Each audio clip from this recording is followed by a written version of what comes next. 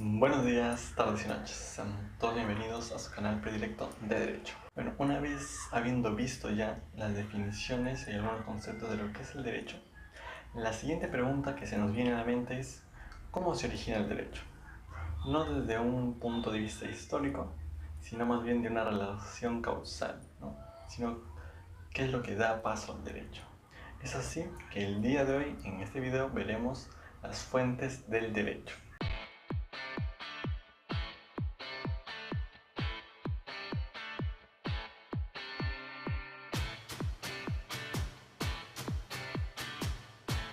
La RAE define a fuente como aquel principio, fundamento o algo que da origen a otra cosa. Siendo así, en esta ocasión observaremos lo que da paso a nuestro ordenamiento jurídico en general. Para este video tomaremos como base la resolución del Tribunal Constitucional del expediente número 47/2008, cuyo link estará abajo en la descripción para que puedan revisarlo junto con el video. En esta resolución, el Tribunal Constitucional, el máximo ente de interpretación de la Constitución, dispuso que existen 6 tipos de fuentes de derecho, los cuales son, primero, las fuentes normativas, la jurisprudencia, la costumbre, los principios generales del derecho, la autonomía de la voluntad y por último la doctrina. Siendo así, pasaremos a hacer un breve análisis, un breve desarrollo de estos 6 fuentes del derecho.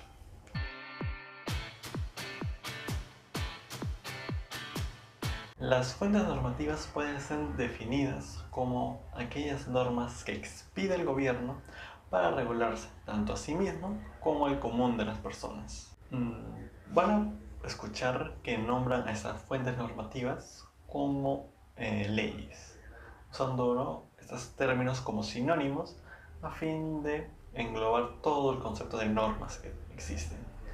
Pero el Tribunal Constitucional refiere a estas fuentes como fuentes normativas, y es así como lo usaremos en esta ocasión.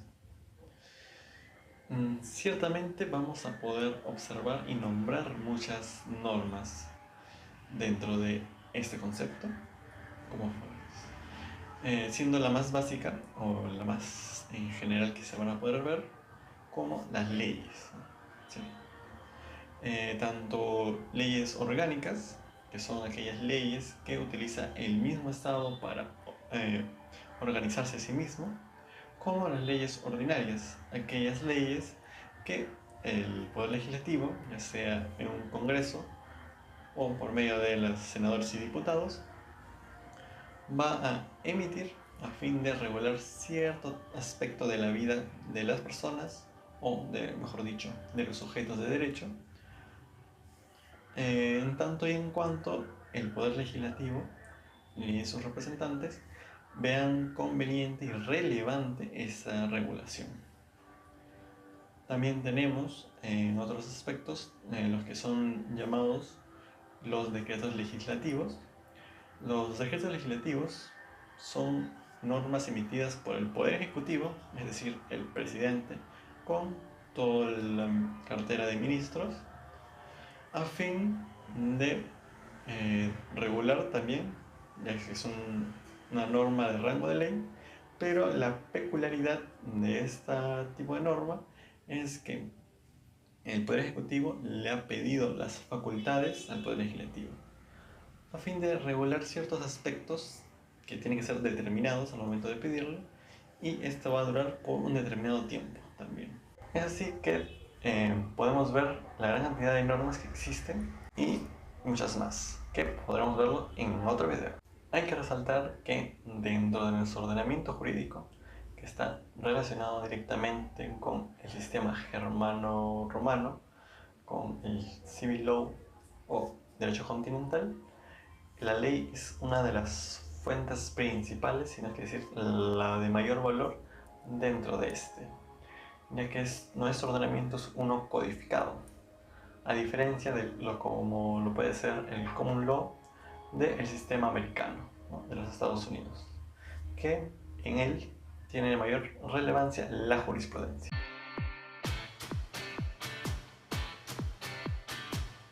Al hablar de jurisprudencia, nos referimos directamente a lo que son las sentencias judiciales.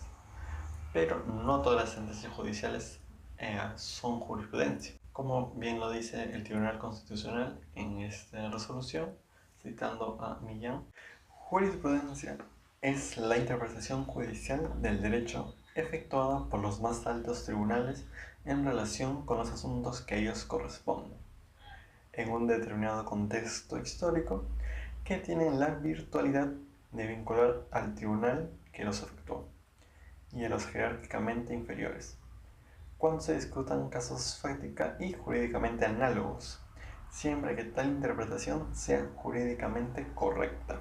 Como podemos observar, para que una sentencia o un fallo jurisdiccional alcance el nivel de jurisprudencia, este tiene que ser vinculante tanto para el mismo tribunal o juzgado que lo ha emitido, como para todos aquellos tribunales de menor rango. Es así pues que nuestro ordenamiento jurídico tiene previsto a contados casos o sentencias que pueden alcanzar el grado de jurisprudencia. Justamente la sentencia que estamos analizando en esta ocasión es una jurisprudencia. ¿Por qué? Porque es un fallo emitido por el Tribunal Constitucional. Como ya dije antes, es el máximo intérprete de la Constitución, a fin de que analiza y prevé los casos en los que se ven derechos de las personas. Y es así que todos los demás tribunales dentro de nuestro ordenamiento están obligados a observar estos fallos. Por otra parte, también ya dentro del Poder Judicial mismamente, tenemos a unos casos en especial. Como bien sabemos, y si no sabemos ahora lo explicamos, dentro de los principios del derecho, que pasaremos a verlo en unos momentos, existe el principio o el derecho de multiplicidad de instancias. Esta multiplicidad de instancias dentro de nuestro ordenamiento se ve prevista como dos instancias. Es decir, si una vez ha fallado un juzgado al respecto de un tema liticioso, uno tiene la oportunidad de apelar por única vez y elevarlo a un superior jerárquico. Siendo así, en casos determinados, se tiene que, si después de la primera apelación tú aún no estás conforme por alguna vulneración de un derecho, una mala interpretación de las normas, entre otros, se puede llegar a una instancia excepcional, que en este caso lo vería la Corte Suprema. Este caso es de las casaciones. Siendo así, existiendo las casaciones como tal, muchas veces al momento de presentarse casos similares o análogos, se prevé que hay una contradicción constante.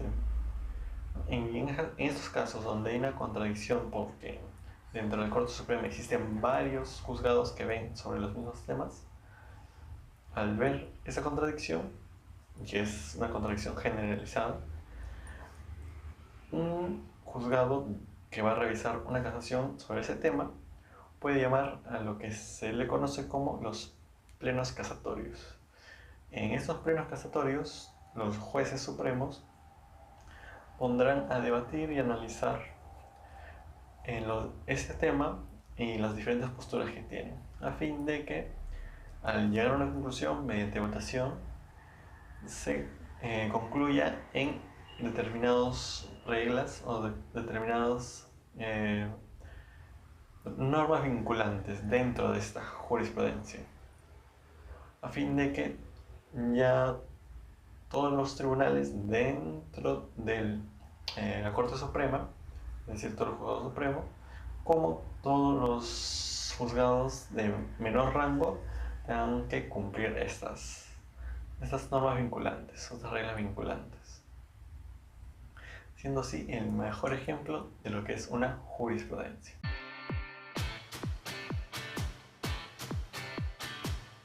La costumbre, o también conocido como el derecho consuetudinario, hace referencia a aquellos hechos o aquellas prácticas que de manera reiterada se van aplicando a ciertas circunstancias.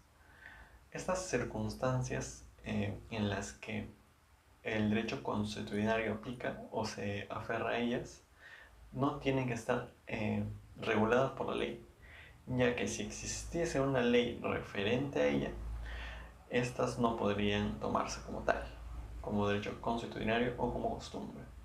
Otra característica de la costumbre es que el común de las personas tenga o piense que es de obligatorio cumplimiento esa costumbre, o como se le llama, una conciencia de cumplimiento. Cuando existe esta conciencia, este pensamiento generalizado de las personas que se debe de cumplir este hecho, se tendrá como costumbre. Además de ello, la costumbre o el hecho consuetudinario se aplica en los casos de vacío o deficiencia de la ley. Como mismamente lo dice la Constitución en su artículo 139, numeral 8, existe el principio de que se puede alcanzar la justicia aunque haya un vacío o una deficiencia de la ley. En estos casos se tendrá que aplicar los principios generales del derecho y la costumbre. También hay que recalcar que se aplica o se usa como sinónimo el hecho de derecho consuetudinario, costumbre o usos. Es decir, si en una normativa tú ves que indica que a falta de normatividad se deben aplicar los usos, te está señalando de manera clara que en estos casos se aplica el derecho consuetudinario.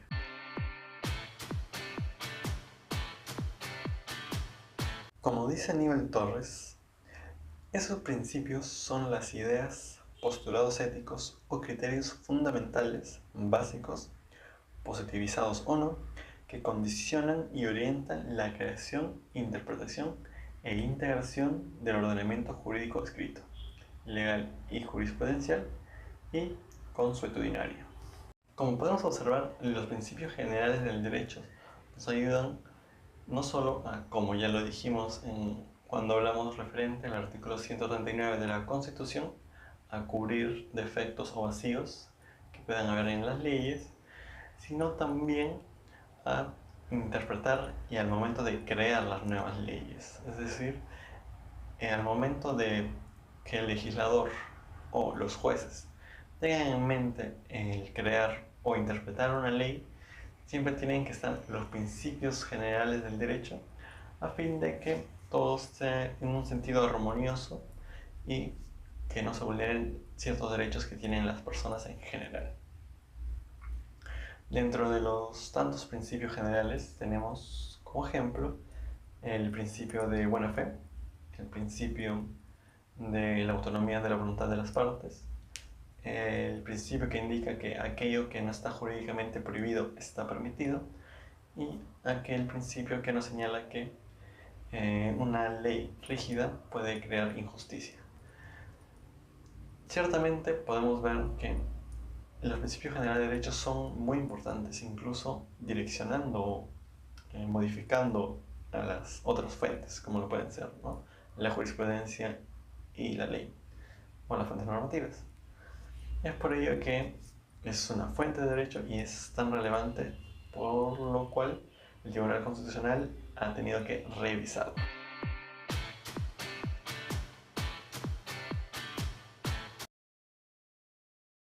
La autonomía de la voluntad hace referencia a aquella potestad que tienen los sujetos de derecho, tanto que tengan la capacidad de goce como la capacidad de ejercicio de sus derechos, a fin de acordar entre sí en lo que surge como un contrato, o mejor dicho, un acto jurídico.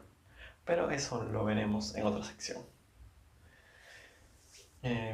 Dentro de este acto, las personas dentro, o mejor dicho en un término técnico, interpartes, es de obligatorio cumplimiento. Es decir, todos los acuerdos que revisamos dentro y están establecidos dentro de un contrato son de obligatorio cumplimiento para las partes, pero no ya para todas las personas, como lo son los anteriores puntos que hemos visto, ¿no? Tanto la ley como la jurisprudencia como los principios generales del derecho aplica para en todas las personas, ¿no? Lo que se le conoce como erga omnes. Los principales requisitos de un acto jurídico son la manifestación de la voluntad de las partes, es decir, que puedan expresar libremente aquellos puntos que ellos deseen. Segundo es el objeto jurídica y físicamente posible, es decir, que esto se pueda cumplir de la manera físicamente posible dentro de nuestra realidad, además de que la ley permita este tipo de actos. Otro punto es el fin lícito, es decir, que el fin del contrato tiene que estar dentro de nuestro ordenamiento jurídico y no tiene que ser sancionado al respecto. Por último, tenemos que en caso de que exista una formalidad dentro de nuestro ordenamiento que exija para ese determinado acto jurídico, esa se tiene que cumplir. Por ejemplo, en caso de la donación de bienes inmuebles, nuestro ordenamiento nos exige que esto se haga por escritura pública. En caso nosotros hagamos un contrato y esto no se haga por escritura pública, solo por un contrato privado, este acto jurídico carecería de valor.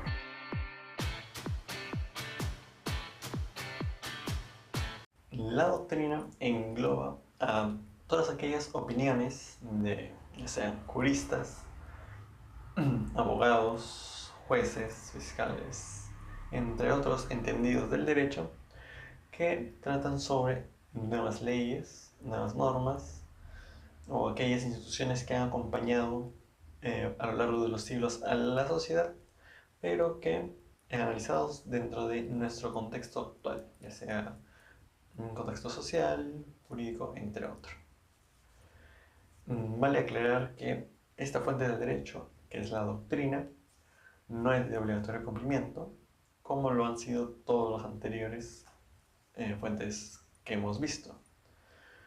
Pero es, sin lugar a duda, una fuente que siempre va a ser buscada, ya sea para que los abogados fiscales fundamenten todos los escritos que presenten, ya sea hablando de cualquier tema, cualquier institución, cualquier norma, incluso también siendo utilizadas por los jueces al momento de plantear sus resoluciones judiciales, incluso las sentencias.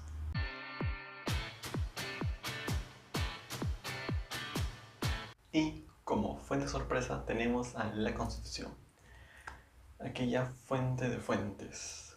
Sin lugar a dudas, todas las fuentes anteriormente nombradas tienen que estar dentro del marco constitucional. Si alguna de ellas se saliera, esta podría ser, por ejemplo, si una ley es establecida como inconstitucional por el Tribunal Constitucional, esta se declara como inconstitucional y es derogada del Pleno. Es así que, analizando la Constitución, tenemos, por ejemplo, sus partes, que son generalmente dos, o principalmente dos. La primera, en la que están todos los derechos subjetivos que tenemos, como ya vimos en el anterior video. Aquí tenemos todos los derechos que las personas que nos encontremos en Perú son aplicables a nosotros y los cuales la Constitución y todo nuestro ordenamiento jurídico debe defender. Por último, y en la segunda parte, tenemos la estructura orgánica del Estado. Es decir, podemos ver todo el organismo general del Estado, en el cual son los tres poderes del Estado: el poder ejecutivo, legislativo y judicial, además de todos los entes constitucionalmente autónomos, es decir, aquellas entidades que la Constitución ha establecido que se encuentran fuera de la influencia, o al menos eso es en teoría, de los tres poderes anteriormente nombrados. Es así que tenemos el video de hoy. Con esto terminamos. No se olviden de darle like, suscribirse y activar la campanita que se encuentra aquí abajo. También, si ven en la descripción, podrán ver un diseño referente a todo el video, a modo de resumen y a modo de una didáctica para que puedan entenderlo de mejor manera. Está entregada totalmente gratuita para ustedes. Así que, sin nada más que decir, tengan muy buenas noches.